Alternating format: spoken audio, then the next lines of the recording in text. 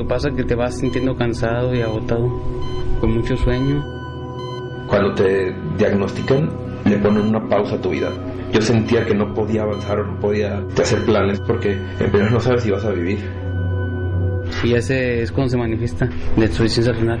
Digo, pues a mí en lo personal me cambió todo porque yo era pues muy fiestero. Y me detectaron la insuficiencia renal. El doctor que me la detectó fue de verdad muy crudo. Me dijo, ¿quieres que te diga lo que tienes o me espero a que vengas con alguien más?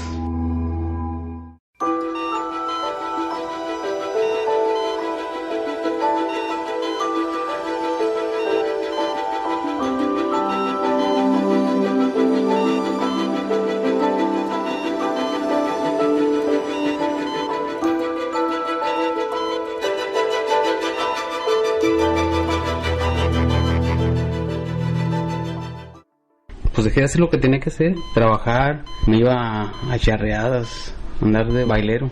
Tuve que ir hasta con psicólogo y psiquiatra porque no aceptaba mi enfermedad. Ya dije, pues ¿cómo me puede pasar a mí? Llega un punto en donde te paras y dices, a ver, ya tengo 3 meses aquí tirado al suelo y tienes solo 2 opciones. O aceptas que tu vida se terminó y la otra es le echas ganas para seguir viviendo, para mantenerte bien y para conseguir un riñón. Cuando los riñones funcionan menos del 15%, es en este momento cuando decidimos que el paciente necesita integrarse a una terapia sustitutiva renal.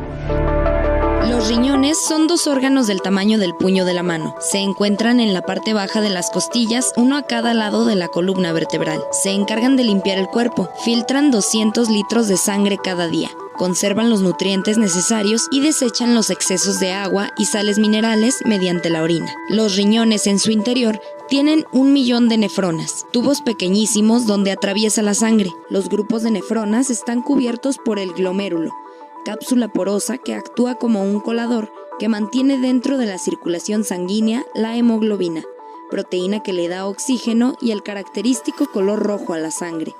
Los riñones dejan de funcionar con normalidad cuando las nefronas pierden su capacidad de filtración y hay un exceso de desechos en la sangre. La insuficiencia renal se presenta con cansancio, hinchazón de pies y articulaciones, dificultad para orinar, cambios en la orina como el color, cantidad y espumosidad, vómitos repentinos y un sabor metálico en la boca. La diabetes e hipertensión arterial son las principales causas de que los riñones no funcionen al 100%. El cuerpo médico del Hospital Civil de Guadalajara está integrado por profesionales comprometidos con el bienestar de todo aquel que lo necesita. Ellos son los centinelas de la salud. A las 8 de la mañana normalmente los citamos. Yo tengo que tener su expediente listo. Ahí tomo su presión arterial, su temperatura, su peso, lo mido. Hago estas anotaciones en una hoja especial que es la nota de evolución de los expedientes de consulta. La enfermera Edith Miranda crea una relación de amistad y confianza con todos sus pacientes, incluso de manera personalizada. La manera de ayudarlos es dándoles asesorías acerca de la importancia de ellos hacia el cambio que tienen que hacer en su estilo de vida. Tengo pacientes que no saben leer y escribir, entonces me he dedicado con ellos a, les hago dibujos a manera que ellos entiendan, un reloj con los horarios en que deben de consumir sus medicamentos. Si son niños, por ejemplo, recortamos las pastillas y las pegamos en una cartulina para que ellos identifiquen. Después de la evaluación en enfermería, los pacientes se dirigen al departamento de nefrología para determinar el avance de su enfermedad y la terapia sustitutiva renal que deben seguir. Las 3 terapias son la diálisis peritoneal, la hemodiálisis y el trasplante de riñón. La diálisis peritoneal consiste en la instalación de un tubo llamado catéter, mediante el cual se inyecta un líquido azucarado en el abdomen que expulsa los tóxicos del cuerpo. Ese procedimiento lo tiene que hacer el paciente 4 veces al día. La hemodiálisis, ¿cómo se hace? Se coloca un catéter, una máquina de hemodiálisis, la cual se encarga de pasar líquido, una solución ultra limpia, y sale la sangre del cuerpo, se va lavando en la máquina mientras va entrando agua para que el cuerpo no se descompense. Ese proceso debe de hacerse 3 veces por semana. Ninguno de los tratamientos representa una curación definitiva para la insuficiencia renal crónica. El trasplante de riñón es la mejor opción, ya que el paciente puede volver a realizar sus actividades con relativa normalidad. Antonio y Miguel Ángel llegaron al punto de sustituir su riñón con urgencia, pues tenían los días contados. El primer día que supe yo que iba a necesitar riñón, le dije que yo se lo donaba. No sabía realmente si servía mi riñón o no. O sea, no lo pensé. Victoria es la hermana de Antonio. Está decidida a convertirse en donadora renal en vida. Eso requiere someterse a estudios y protocolos médicos por el resto de su vida. Al igual que el paciente receptor del órgano, para Victoria, esto no representó un impedimento para entrar al quirófano.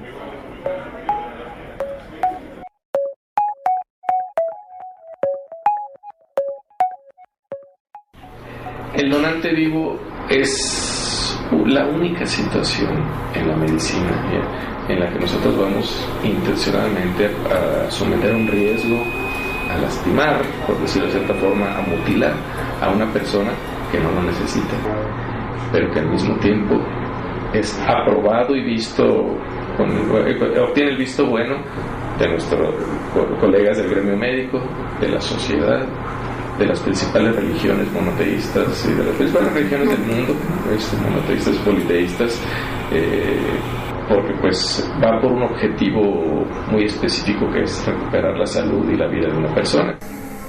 Existen 2 maneras de obtener un riñón en donación. La primera de ellas es mediante la libre voluntad de un donante vivo. Sin embargo, es necesario mencionar que no basta con la valiente decisión de convertirse en donador. Además, hay que cumplir con los requerimientos que el protocolo de donación exige. La otra es el resultado de la gran calidad humana de quienes decidieron en vida convertirse en donadores de órganos y que al dejar de existir continúan dando vida a pacientes cuyas características físicas resultan compatibles y se encuentran entonces en posibilidad de recibir ese órgano. Con los transcursos del día el corazón se iba hinchando más porque ocupaba otra hemodiálisis. Y pues no tenía, pues para hacerme la otra, ya estaba el corazón muy crecido. Ya me cansaba, me agitaba. Caminaba a lo mucho unos 6 metros y ya me iba ahogando, porque no iba a aguantar a lo mucho una semana y media.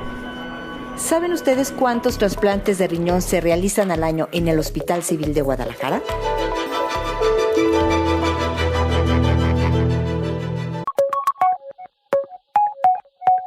En el Hospital Civil de Guadalajara se realizan en promedio 60 trasplantes de riñón al año. Jalisco ocupa el primer lugar a nivel nacional con cerca de 600 trasplantes de donante vivo anualmente. Cada persona tiene la libertad de decidir de manera propia y consciente ser donador de órganos en vida. Lograr con éxito el trasplante requiere que tanto el receptor como el donador estén en las mejores condiciones de salud para evitar el rechazo o alguna complicación. En ratos sí me caía más yo que él de verlo, pero no se lo demostraba. Pues cómo se lo voy a mostrar, según yo era su brazo fuerte. El sacrificio lo económico, porque ya te piden estudios de una cosa, te piden estudios de otra. Estás pensando en las hemodiálisis, acabas de pagar una cuando dices, por Dios, ya me tengo que preocupar por las otras. En la unidad de trasplantes, desde la vigilante, todos son unas maravillas. Teresita es una gran persona, es un ser humano maravilloso.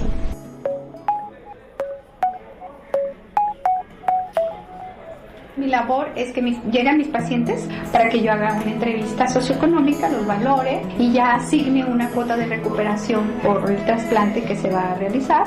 El Seguro Popular solo cubre el trasplante renal en niños de 0 a 17 años.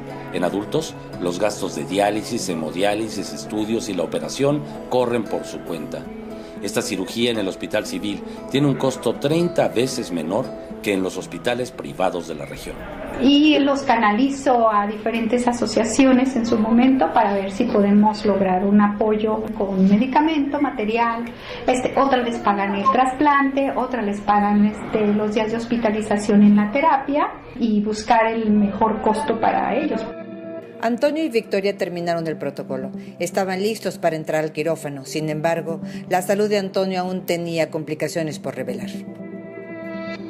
Antonio es un paciente que ya no tenía reserva residual. O sea, reserva residual es que ya no orinaba. y que su diálisis ya era ineficiente, pues empiezan a acumular líquido, se empieza a dañar el corazón y empieza a provocarse una insuficiencia cardíaca secundaria a la falla del riñón. Entonces ya no funciona ni el riñón, ni el corazón, ni los pulmones que están junto a él.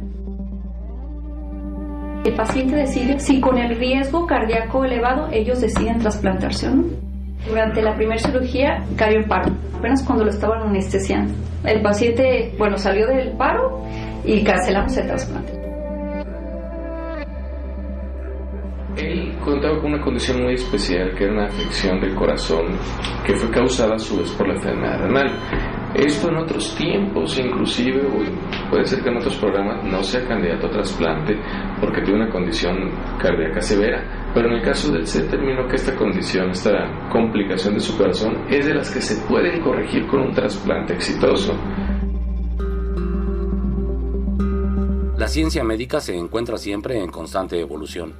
Hasta hace poco tiempo, se consideraba que un padecimiento cardíaco ocasionado por los riñones solo permitiría el trasplante de estos últimos en pacientes pediátricos. Ello, gracias a su capacidad de recuperación. Mientras que en el caso de los adultos, únicamente se realizaría un trasplante de riñón después de resolver la deficiencia cardíaca. Se ha ido aprendiendo con los años y se ha visto que los pacientes jóvenes tienen cierta capacidad de regeneración también y recuperación de ese corazón con un trasplante de riñón, que fue la causa principal que lo llevó a todo lo del corazón. Incluso todavía hay estudios por ahí en los que no se ha establecido estrictamente la edad límite en la cual puede ser uno revertido. Esto a veces es difícil tomar decisiones, ¿no? Si un estudio dice que a los 40 años en adelante ya no funciona, o antes sí, tienes un paciente de 39 y, bueno, en el caso de él era un paciente joven que reunía nuestros criterios de que con una función renal restablecida, sus posibilidades de recuperación de la función cardíaca son bastante buenas. Antonio tardó 6 meses para estabilizarse y volver a intentarlo. Cuando el trasplante se realiza de un donante vivo, el proceso se puede controlar en caso de que algo falle, lo cual no es posible cuando el órgano procede de un donante fallecido. Existen muchos tabús en la sociedad, mitos, información falsa y comentarios erróneos respecto a la extracción y donación de órganos después de la muerte. Es importante saber que para realizar una intervención quirúrgica de esa naturaleza son indispensables conocimientos y equipos muy sofisticados. Les invito a conocer la opinión de los expertos. Es la primera pregunta cuando uno habla de donaciones. ¿Me van a dejar morir? Si saben que soy donador. ¿Que por qué voy a poner en mi licencia que son donadores?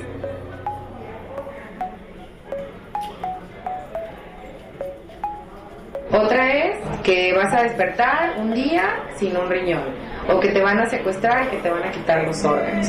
La doctora Ana Paula Becerra detecta en el hospital a personas en condición de muerte cerebral. Ella plantea a los familiares la posibilidad de que el paciente sea donador de órganos. La mayoría de los no a los que nos enfrentamos es de gente que dice: yo me quiero llevar a mi familiar completo. Ponen de por medio mucho la religión, o cuando desconocen la voluntad de quien lamentablemente falleció. A veces nos dicen: yo no sé si lo hubiera querido y prefiero no tomar esa decisión. Queremos esperar el milagro que se recupere. Una vez que hacemos la entrevista con la familia y que ellos aceptan la donación, prácticamente estamos contrarreloj. En cuanto me hablaron, pues la emoción también es indescriptible, pues tiemblas y te pasa de todo. Te hablan y te dicen: oye, estás enfermo, no tienes gripa, tienes tos, tienes... Y me dijo: es que sabes que hay una posible donación, necesito que te vengas. Desde la base de datos de la unidad de trasplante se convoca a 4 posibles candidatos, aunque solo haya 2 riñones. Esto con la intención de que los órganos no se desaprovechen en caso de que alguno de los receptores no esté en condiciones de ser intervenido en ese momento. En ese momento nomás quiere escuchar el sí o el no. Ya me dijo: no, esta vez no te tocó, tú estás en condiciones óptimas, pero pues la compatibilidad también fue para otras personas que también están más deterioradas. Entonces fue cuando yo le dije: entonces pues me tengo que deteriorar para poder recibir el riñón. La verdad es que sí me enojé. Me he cuidado lo suficiente para este momento como para que me digan la verdad que no me lo van a dar. Miguel Ángel fue uno de los 120 pacientes que en promedio se encuentran registrados en espera del riñón de un donante fallecido. En ningún lugar en la ley dice lista de espera. Puede dar una falsa sensación de que es por turno, por ficha, como cuando vas al banco o a un supermercado. Una vez que un paciente es aceptado como receptor, que ya cumplió los requisitos que establecen los protocolos que estableció el Comité de Trasplantes, entonces es registrado en esta base de datos, en este sistema informático, en estatus de espera de trasplante.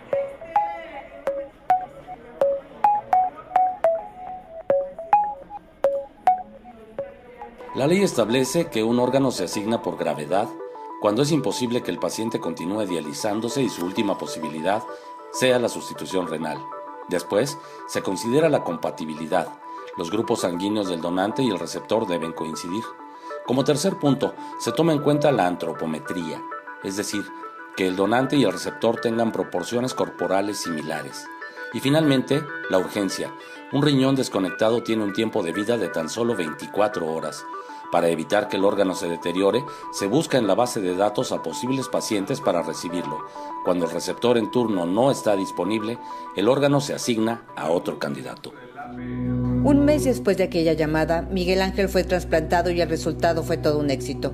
Los desafíos que pasó son cosa común entre los pacientes que esperan la donación de un fallecido. En el caso de Antonio, aún tratándose de un proceso de vivo a vivo, no se está libre de complicaciones, como veremos al volver de una breve pausa.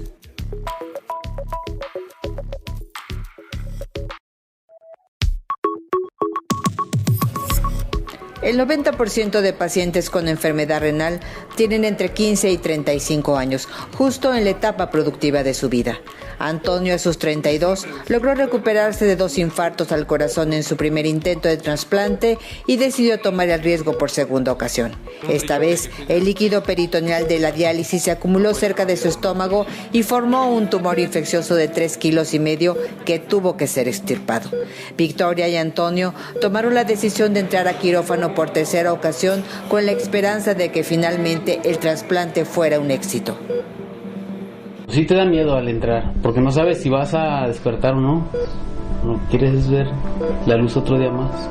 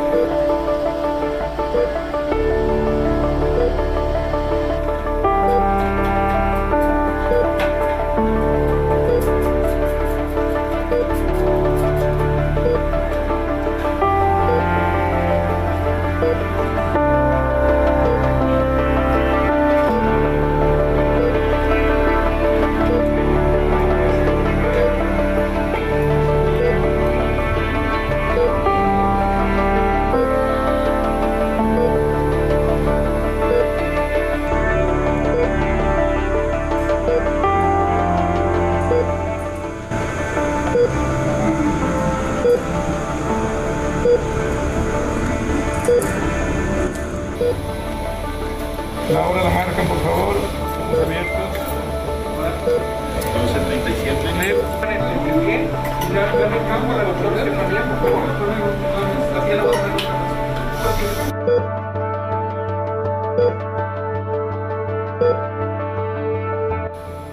Le acaban de conectar el riñón, a los 20 minutos orino. Le dicen el milagrito, porque la ha pasado de todas y ha estado aquí.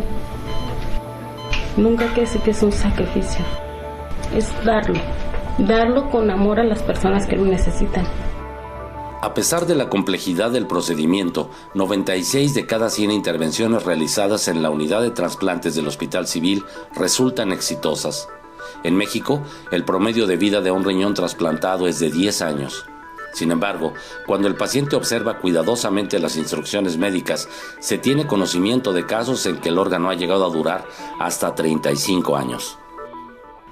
Les cambia la vida y ya los vemos trabajando, que ya el problema no es que no vienen, no porque se sientan mal, porque están trabajando y no les dieron permiso en el trabajo.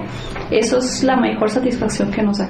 Simplemente el poder decir que puede tomar todo el agua que desee, la sensación que tiene el paciente de que ya le eliminó los tóxicos, que es como por arte de magia el bienestar que llegan a sentir Después de que me trasplantaron, le pones play otra vez y empiezas tu vida completamente diferente. Te quieres comer al mundo. Toda mi vida cambió. Quieres hacer todo lo que no hiciste. Empiezas a disfrutar todo. Empiezas a disfrutar el tráfico, el sol, la lluvia, el frío, cada vaso de agua, porque antes no puedes tomar más que un vaso al día. Disfrutas comer, disfrutas respirar, disfrutas el aire, disfrutas todo. No te quejas de absolutamente nada. Simplemente vernos bien a los pacientes. Y yo creo que todos, sobre todo en este servicio, lo notamos mucho. Los pacientes cambian después de un trasplante 500%. Tú los ves antes del trasplante, un enfermo renal, no sé si alguna vez lo han visto, pero son pacientes que por lo general se ven muy deteriorados. Es una enfermedad muy difícil que los deteriora muchísimo físicamente, se ven muy enfermos. Y después del trasplante son otras personas. Proporcionar servicios médicos profesionales de alta calidad, con alto humanismo a la población a la cual está dedicada la existencia de esta institución, que en gran medida y en gran parte es la institución que se promueve las personas que se encuentran con una desventaja social muy grande y que puedan contar con el gran beneficio de poder tratarse enfermedades que antes era impensable y con los más altos estándares de calidad que podemos ofrecerles y que la ciencia moderna les puede ofrecer, y con un seguimiento además de calidad con calidez. Vivir con salud es algo que no valoramos hasta que lo perdemos.